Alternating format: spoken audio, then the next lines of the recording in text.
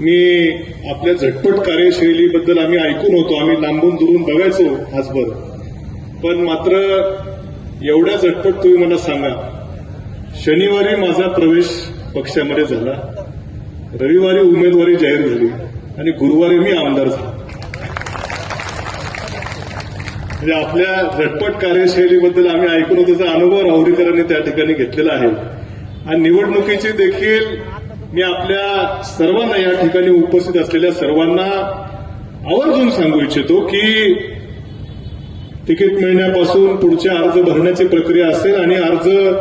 काढण्याचा दिवस असेल, तो तुम्ही टीव्हीवरती बघितला असेल. या सर्व प्रक्रियेमध्ये सर्वात सिंहाचा वाटा कुणी उचलला असेल तर तो आदरणीय विखे पाटील साहेबांनी उचललेला आहे, हे आपण सर्वांनी बघितलेलं आहे. खरं 5 वर्ष विधानसभेमध्ये मी होतो, आता मी पुन्हा आलो, विधानसभेत नाही पण विधान परिषदेत आलो आणि मला खात्री आहे की ही जी संधी साहेब आपण मला या ठिकाणी दिलेली आहे, या संधीच्या रूपानं आता फक्त राहुरी नगर पाथर्डी विधानसभा मतदारसंघ तर आहेच, परंतु जिल्ह्यातल्या स्थानिक स्वराज्य संस्थांचे देखील प्रश्न विधान परिषदेच्या सभागृहात मांडण्याची जी संधी आपण मला दिली, या संधीचं निश्चितपणे